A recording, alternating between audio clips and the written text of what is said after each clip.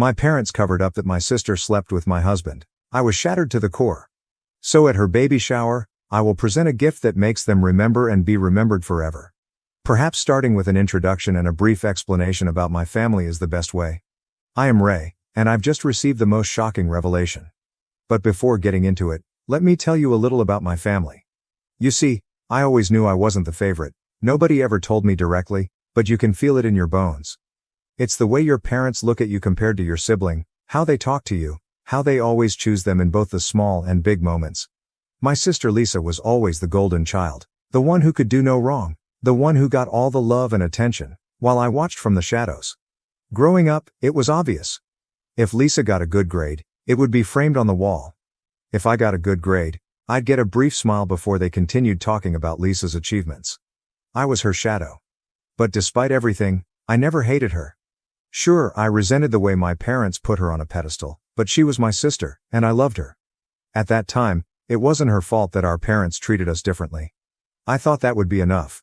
That although things weren't fair in childhood, as adults, we'd find our place, and our relationship would balance out.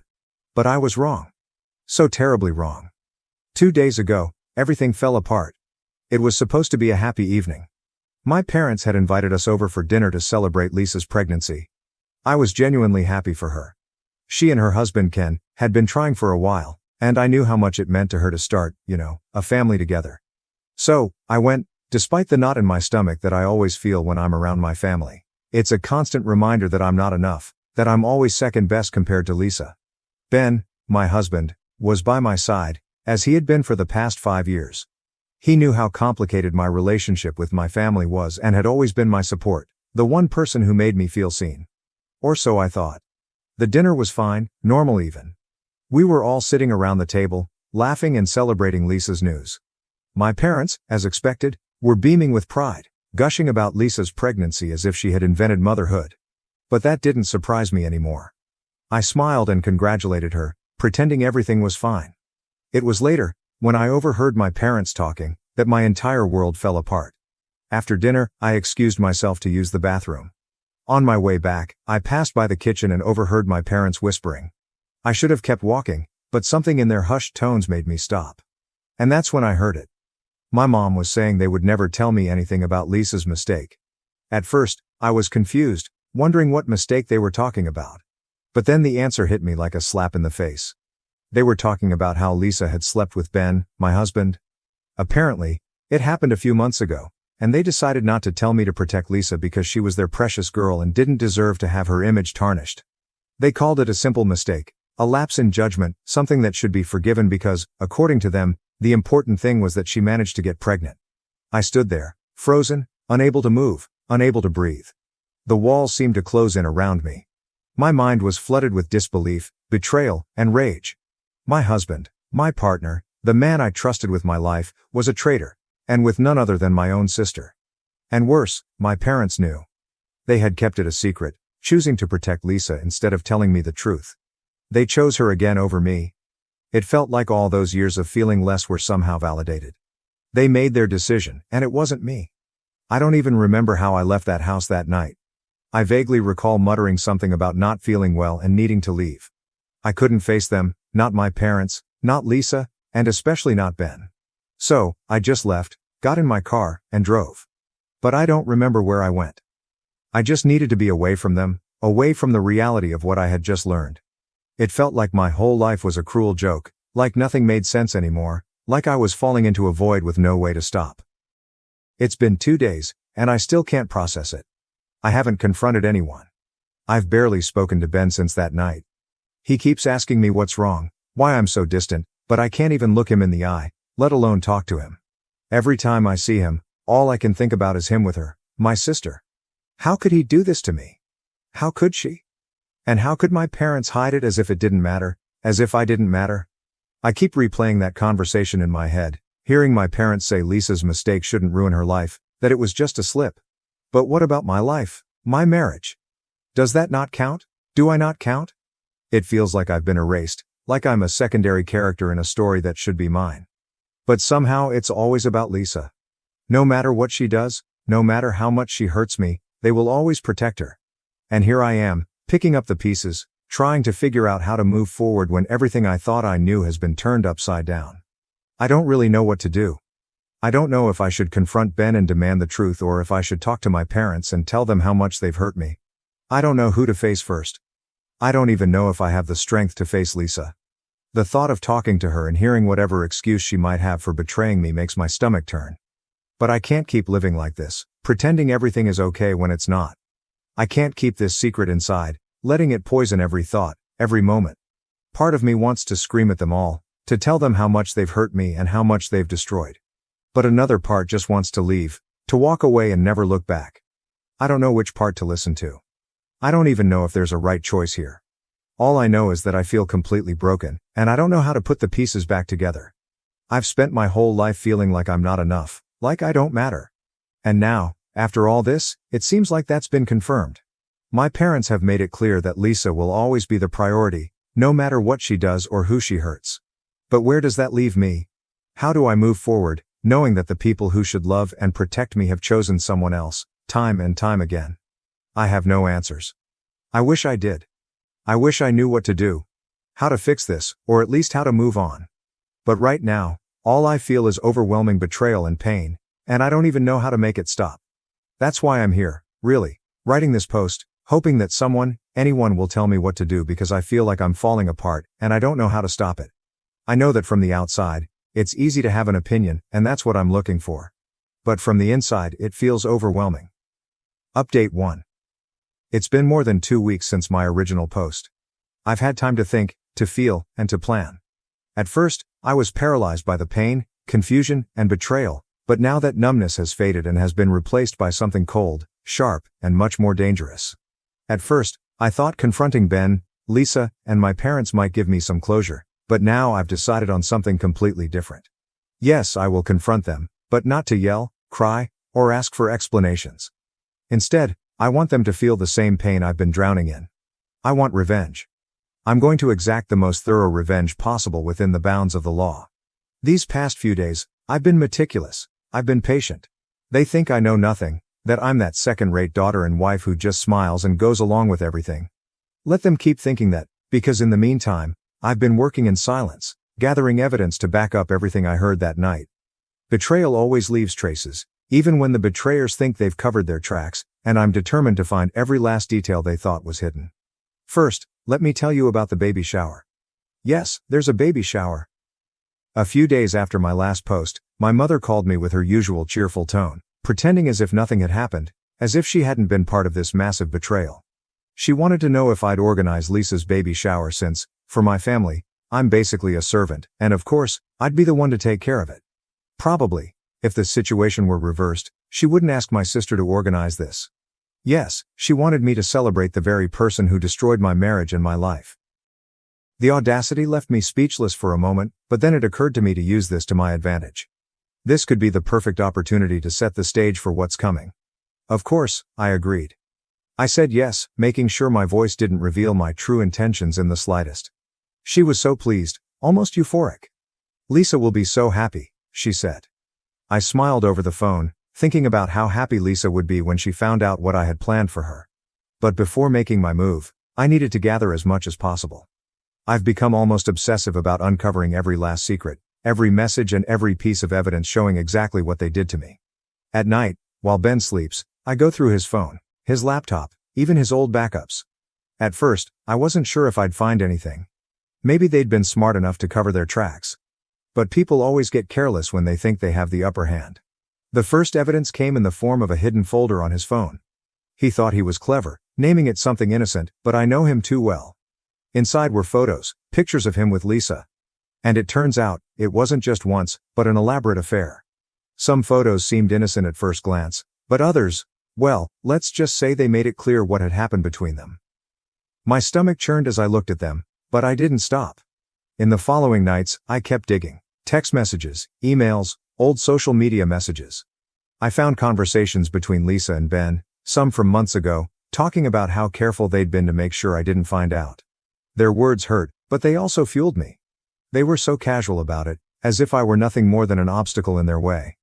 But the real bombshell came when I found messages between my parents and Lisa. My mother, in particular, had been actively helping to keep it all a secret. There were conversations about how Ray didn't need to know, and about the importance of protecting Lisa's image. Lisa sent screenshots of these messages to Ben, assuring him that our parents were on their side and that they didn't have to worry about me finding out. I felt sick reading it. They didn't care that I'm their own daughter, all they care about is Lisa's reputation. I've saved everything, every photo, every message, every piece of evidence is now carefully stored on my device. I've backed it all up, just in case. I'm not going to rush. I'm going to wait for the perfect moment to act, maybe at the baby shower, maybe afterward, but I'll make sure that when it all falls apart, it falls apart hard. They won't know what hit them. Update 2. It's been about a week since my last update, and there's so much I need to share, although I'm not sure where to start. The events of yesterday feel like they played out in a dream, or maybe a nightmare. It depends on who you ask. I spent the day at Lisa's baby shower playing the part of the perfect hostess while hiding the storm brewing inside me. The facade was carefully crafted. I was the supportive sister, the cheerful daughter, the obedient wife. Everyone was there, family, friends, and Lisa's husband, none of whom knew about the storm about to be unleashed. The celebration itself was an elaborate event, and my mother, unsurprisingly, was practically bursting with pride, ensuring everything was perfect for little Lisa. My parents had no idea the real gift was coming, and it was from me.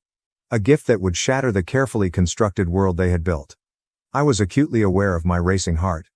I could feel my pulse, not from excitement, but from the anticipation of the chaos about to unfold. As the day went on, I engaged in light conversations, laughed at shallow jokes, and arranged the many baby gifts stacked on the table. The whole time, I was intensely aware of the ticking time bomb about to explode. I could see Lisa enjoying the attention. Her smile wouldn't last long, but the longer she thought she'd gotten away with it, the better for my revenge. The moment came when they cut the cake. Everyone clapped and congratulated her, and I felt my pulse race even more as I prepared to give Lisa her special gift. I told everyone it came from the heart, but deep down, I knew it came from the depths of my pain. Then I stood up to address everyone, and the noise in the room fell silent.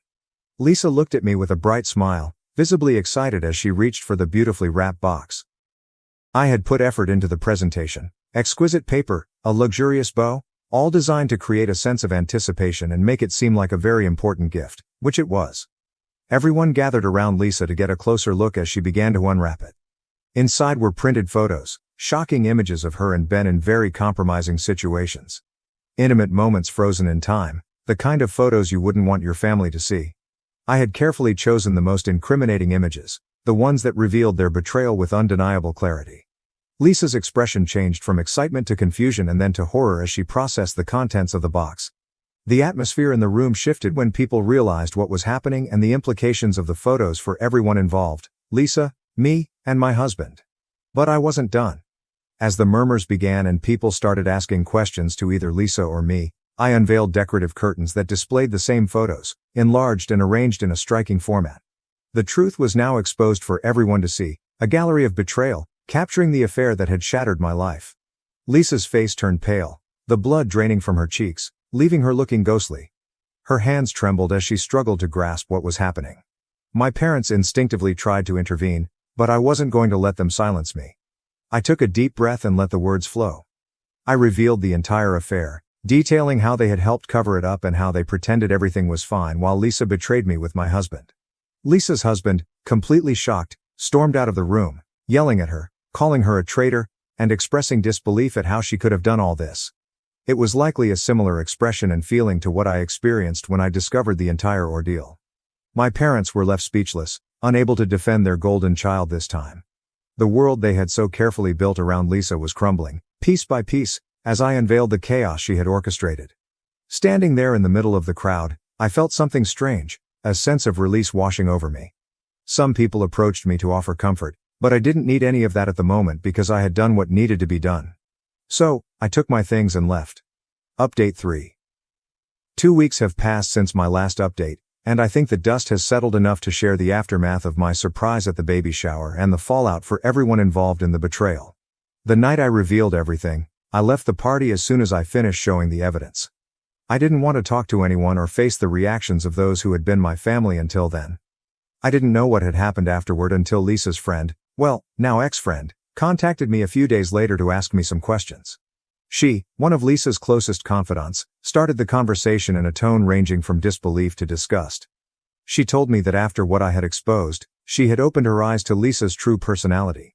In her words, if Lisa could cheat on her own sister with her husband, what guarantee did anyone have that she wouldn't do the same to her? The betrayal she witnessed at the party had left her with a profound sense of doubt, and she felt unable to continue her friendship with someone like that. During our conversation, she asked for advice on how to investigate her husband to ensure he wasn't hiding something similar.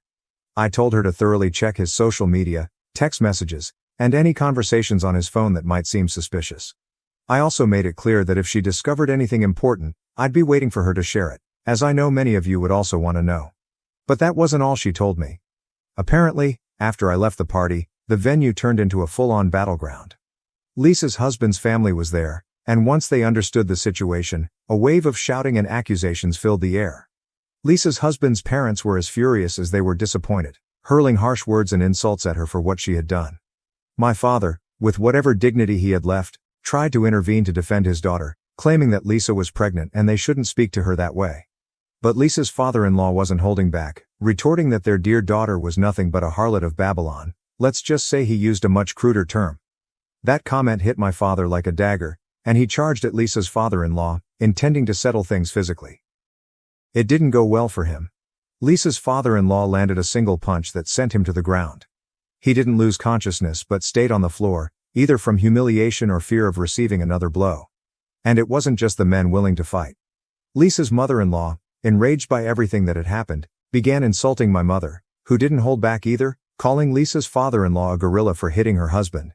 This provoked the other woman to lunge at her. The scene was brutal. I heard Lisa's mother-in-law pulled my mother's hair so hard she had to be separated by others. My mother ended up losing a chunk of hair, and someone even joked that she might want to start considering a wig. Some guests tried to stop the fight, managing to calm things down before it escalated further. I admit that, deep down, I feel a twinge of regret for not staying at the party to witness the fallout of my gift. It's akin to the feeling you get when you miss school on the most eventful day of the year. But despite the curiosity, I know it was for the best. I left to maintain my own peace of mind and avoid getting caught in the shame and chaos. Surprisingly, Lisa came out of the situation physically unharmed, not because she didn't deserve it, but because she's pregnant, and everyone present, even the most furious, had enough self-control not to harm her physically. Although there's a high chance the baby she's expecting is my husband's, it's not the child's fault that their mother was such a deceitful and treacherous person. Update 4. As for my ex-husband, or rather, soon-to-be ex-husband, things have progressed quite a bit. I delivered the divorce papers to him as soon as I could get them processed. He didn't get punched during the party because I think he had enough sense to stay silent and try to make himself invisible among the crowd. He remained quiet, head down, as if trying to go unnoticed. Apparently, this strategy worked, as he avoided the punch from Lisa's father-in-law, a punch he deserved more than anyone else, especially since her father-in-law was so willing to throw one. Later, when he got home, he found all his belongings thrown out on the lawn. I hadn't left a single thing of his inside. Everything was on the grass, waiting for him to get the message. He didn't say a word or knock on the door to talk to me. He simply collected his things and left. At least he understood the hint. Now we're waiting to see what happens with the house once the divorce is finalized. In the past 2 weeks, neither my sister nor my family has tried to contact me, neither to apologize nor to lash out at me, which doesn't surprise me. Even though I was the one most affected by all this, apart from my father's humiliation in this situation, they don't have enough shame or remorse to reach out and apologize. This confirms what I've always suspected. To them, Lisa will always be the priority, no matter what. This betrayal and public humiliation, while catastrophic, doesn't seem to be enough to make them reflect. I've spent my whole life trying to find a place in my family, seeking to be seen and valued. But these events have shown me that it will never happen. No matter how much they hurt me or betray my trust, I'll always be the daughter they can overlook. Update 4. I love that saying. Everyone has a plan until they get punched in the face. And that's exactly what happened to my ex-husband, but let me not jump ahead and share how things have been over the last few months. It turns out that Lisa's now ex-friend, whom I helped with her investigation, discovered that her husband was also cheating on her with my sister. As you can imagine, she confronted him immediately. During the argument, the friend mentioned that my ex was also involved in this whole mess. What did her husband do? Without saying a word, he went straight to my sister's house, where she was living with my ex, because they believed the baby she was expecting was his. What happened next was the best part. The man punched my ex directly in the face. So, even though he managed to avoid a punch at the party, he finally got what he deserved. Obviously, my ex has decided to sue him over the punch, though I'm not sure what has happened with that legal matter, and honestly, I'm not too interested. As for my sister's husband, he moved out as soon as he found out about the whole situation and immediately filed for divorce. That divorce hasn't been finalized yet, probably because a baby is involved, and those processes tend to take longer. My own divorce, on the other hand, was completed about a month ago. For those wondering about assets, the house we shared was sold, and we split the money evenly. Neither of us has to pay spousal support, and since there were no kids, the process was simpler. I think the fact that my divorce was resolved quickly only made the chaos surrounding my sister seem even more eternal and messy. Going back to my ex-husband, after receiving that punch to the face, he also got an emotional blow upon learning that he might not be the father of my sister's baby. In an ironic twist of fate, he decided to move out of my sister's house as well, unable to bear the idea that she might have cheated on him. This part makes me laugh, though it also makes me wonder about the logic behind infidelity in people like them. How can someone so willing to cheat on their partner with another person now feel hurt because that person cheated on them? Maybe I don't understand jealousy in that situation because, fortunately, I'm a decent person and have never felt the urge to betray someone in such a way. The hypocrisy in him is so evident it's almost hilarious. But the situation doesn't stop there because now comes the unexpected twist. My sister's baby has been born, and as you'd imagine, a DNA test was done immediately. It turns out my ex is not the father. The baby is the child of Lisa's ex-friend's husband, who also filed for divorce after discovering the affair. What surprises me is that, despite this man being the father, there could very well have been another candidate. Knowing my sister and seeing how she's handled herself during all of this, it wouldn't surprise me if there were more contenders in the paternity matter. Honestly, given who my parents and sister are, this doesn't seem strange at all for them. This is just another Tuesday. The level of chaos and drama they live with is so routine that they barely seem to care about how absurd the situation is. And no, neither my parents nor my sister have attempted to contact me since. But this time, and just this once, I'll give them the benefit of the doubt and think that maybe it's not that they don't care about me as a daughter or sister. They're probably just too busy dealing with the disaster they've created themselves. Update 5. First, let me clarify something because it seems some people didn't catch the sarcasm in my last update. When I said I gave my family the benefit of the doubt, I was being sarcastic. No, I don't think they've ever truly cared, and even if there hadn't been a scandal of this magnitude, they still wouldn't have bothered to reach out. Moving on to the update, my sister has ended up moving back into our parents' house. Why? Well, the biological father of her baby decided not to stay with her, and while he's been unfaithful, I understand the decision. Staying with someone as untrustworthy as my sister sounds more like a punishment than a reward. So, alone and with a baby, she returned to the only place where she seems to still be welcomed with open arms, our parents' house. As for my sister's divorce, it concluded in a favorable manner for my ex-brother-in-law. The house they shared was sold, and he doesn't have to pay either child support or spousal support. I think this was the best-case scenario for him. Now, he can walk away from this whole mess without any financial or personal ties to my sister. It's like life gave him a one-way ticket out, and I can't imagine a better ending for him. Lisa's ex-friend has also finalized her divorce, and in terms of peace and counting the punches, it seems things have settled down. Although, with everything that has happened, it's clear that many people in this story are still deserving of another punch. For now, the physical dramas have ceased, but the memories will remain engraved in the minds of everyone involved, and some on their faces.